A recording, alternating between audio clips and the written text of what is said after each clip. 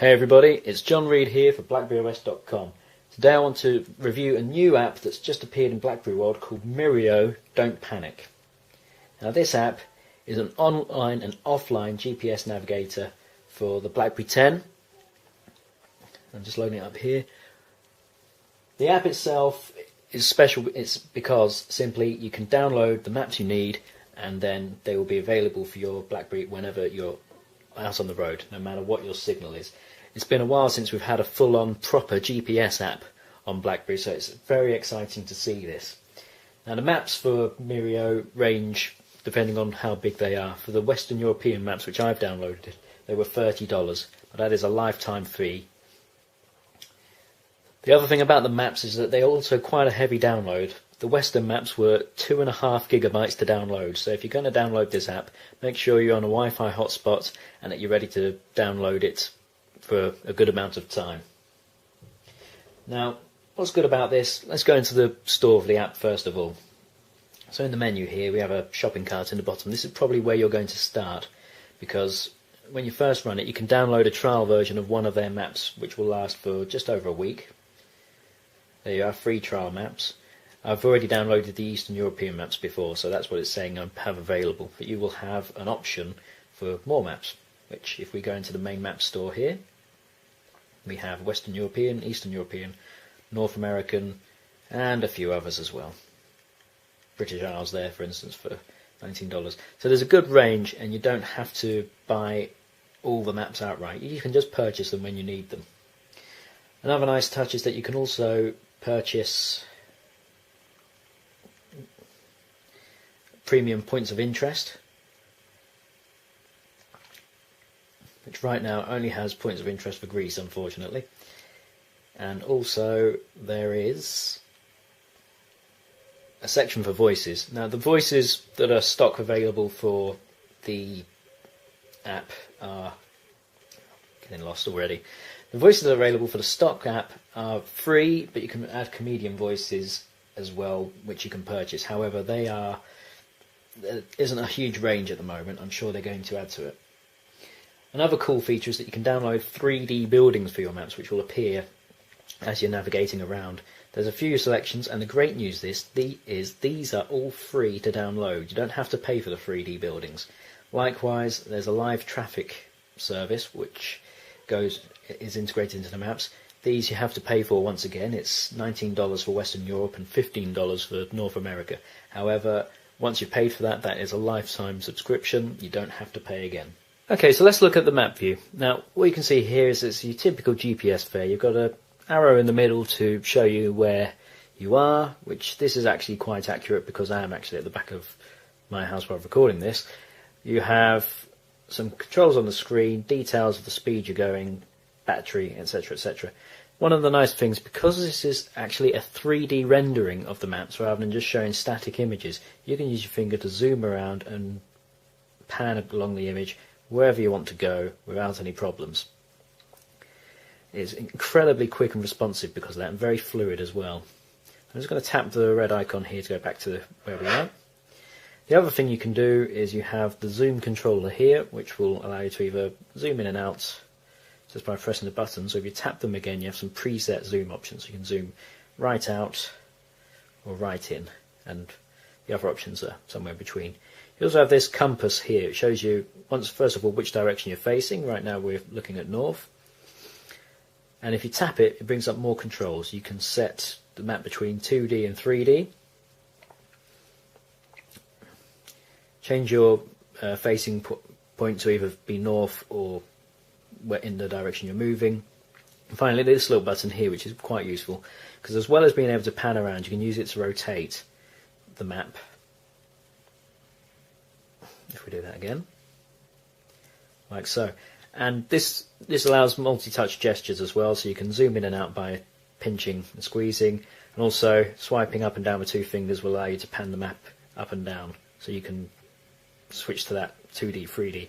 This is all kind of one view, rather than being separate 2D and 3D maps, so it's all very slick and well integrated. Now, as well as the controls, let's just press the button to get back to where we are. You have the needed trip items. So let's hit the menu here. You have your favourites. Let's try Downing Street in London. I'm a regular visitor there, of course. And there we are, straight there. And as you can see, I've already installed the 3D map pack as well. So I'm just going to change the zoom there and go across. As you can see, the 3D buildings are actually very well defined and they look gorgeous on the screen. So there we have Nelson's Column. If we zoom back a bit, I think you'll find, there we are, Big Ben. I think the Houses of Parliament should pop up in a moment. Covent Garden there, just in the flesh. So that is a really nice feature as well. Obviously, it's only going to be major landmarks to have 3D buildings. I'm sure it would take up a fair amount of space otherwise, but it is a really nice feature on there. So let's actually look at the trip options themselves. So back into the menu here, let's go to route. And here you have trip details. This tells you how long you've been travelling and the like. You can also change the route calculation types, avoid various things like unpaved roads and highways and toll roads.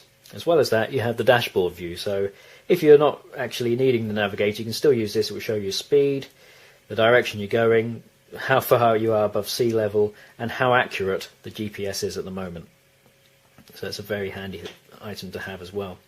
Now, route calculation is also really quick. Let's quickly go into there now. So I'm going to tap route. No, I wanted to go to favourites. Try that again. So from where we are, tap that. I shouldn't have tapped the map. Navigate to. We go there. Head east. And straight away, the navigation route's there. No problems. You can tap the. Sorry. You can tap the screen as well, and it gives you details of the nearest points of interest. Like this is the nearest petrol station, and likewise the nearest place to go shopping. So it integrates into some useful points of interest and also integrates into Foursquare if you want to focus in on a map and find things that are nearby. So let's look at the route view again. And now we have the trip in detail here. So it shows us we've got 77 miles to go. It also shows us where we're going. And a nice touch here, you can clear the route by deleting, or you can save it and use the route again later on. And that squeezes right between the trip, which is now turned into directions, and once again the dashboard view. So a very, very nice app and works really well. Let's just twist that around. You can see the map appear there. I'm going to actually start zooming out now and change it to the 2D perspective, and with no trouble whatsoever that route is there. Let's keep zooming out.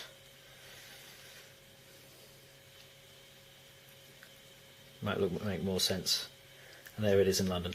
So fantastic integration and the way it works.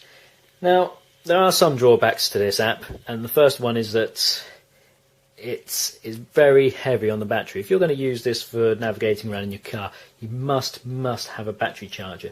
You couple in the use of the GPS along with the 3D map view, and it is going to really drain things down. So when you are using it, seriously make sure it is plugged in your car, or at the very least you have a spare battery with you.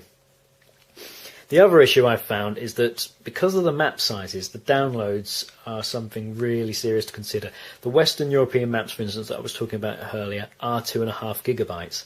However, they are stored on the device, not your SD card. Now, whether they plan to change this or not, I don't know, but obviously, if you're limited on space on your Z10, then you are going to have second thoughts about which maps you download. And a minor thing I had is when I tried using it with a low battery yesterday out in the car, it was having trouble locking onto my GPS signal. Certainly, if you're going to download these maps and go using it straight away, keep it charged up to begin with, otherwise you may run into problems when you start navigating. But all that being said, there are minor issues, and it is a very impressive piece of software. And if you need a good, solid GPS app, then check out Mirio. Don't panic on the BlackBerry Z10, and check that out in AppWorld. Keep an eye on the blogs for more coming soon. All the best. John Reid out.